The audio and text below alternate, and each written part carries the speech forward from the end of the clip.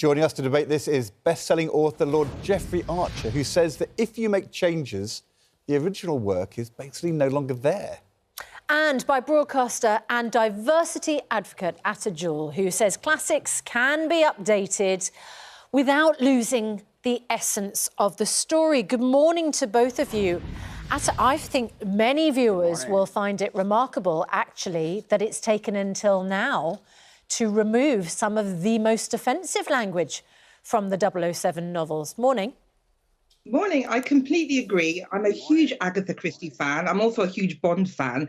And, you know, the thought of walking past a Waterstones with 3 little N-words is completely unacceptable to us now and has been changed and adapted. And I can't see why we can't do the same for Bond.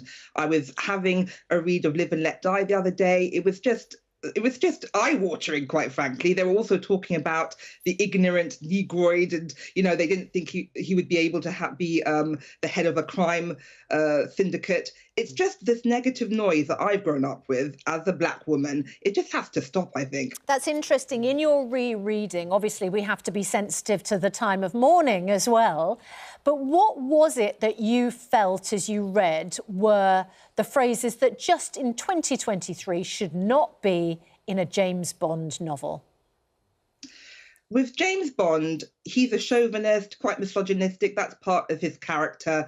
I think we all accept that. But when it comes to lines of consent, when it comes to sexual violence, objectification, I think we owe it to the future generation that we are raising. I have 11-year-old twin girls, to put a line in the sand of what we stand for. You have Andrew Tate spouting, in my opinion, hateful rhetoric to a new generation of young men. We need to say what we stand for. Lord Archer, the original Agatha Christie novel, 10 Little N-Word, was changed in 1964. So almost 60, over 55 years ago. Doesn't it surprise you that it's taken till now to remove that offensive word and wider racist language from the James Bond novels? Yes, and indeed, certain words are totally unacceptable. I'm proud to say in 40 years of writing, you won't find any of those words in my book. But we must remember that the word woke first arrived in 1938, when there was a trial of 7 young black men in Scarborough for rape, and they were convicted by an all-white jury. And Leadbelly, the great soul singer, started songs and poetry about that, and that's where it's begun. And it's been turned completely. Now, I'd be the first to say several words are totally unacceptable. But if it's light entertainment, get with it. Well, hang on a moment. So you've just said certain words are unacceptable. Which words are acceptable that you think shouldn't be edited out, then?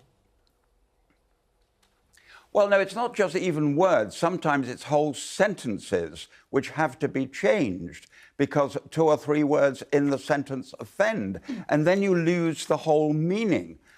If you look back, when I was a young man, Ed too, when he was a young man, we would have both admired Graham Greene. Some of his books are some of the words in his books are now totally unacceptable. It doesn't stop him being a great author, and the wrong words should be changed. But with great authors like Graham Greene, we mustn't lose the sense of what they were trying to tell us. I wonder, Ateh, if there's something different about James Bond. Because, you know, when Lord Archer talks about Graham Greene, we don't have the same ownership of Graham Greene as we do of James Bond. I just wonder whether, because James Bond still lives on in the cinema, there's something a bit more organic and evolving about him as a character. Well, I think Lord Archer hit the nail on the head, actually, in saying that it's light entertainment. I think that's the whole point. When people look up to James Bond, they want to emulate him, his lifestyle. This is something, and it's very misogynistic. It's very the sexual violence and consent and objectification. I think that's where it becomes a little bit dangerous, in my opinion. Is this a character we want to look up to? Yes, I love Bond, but I think there's certain things that we need to draw a line in the sand that's just not acceptable anymore. I was showing my twin daughters, Dr. No, and they were just horrified. They said, "Mummy, why are the women all acting like that? Why are they talking like that?" And they just walked off because they just thought it was hilarious. So in a fact, I used it as a teachable moment, but it's not light entertainment, especially as a woman, that we have to deal with this. Lord Archer?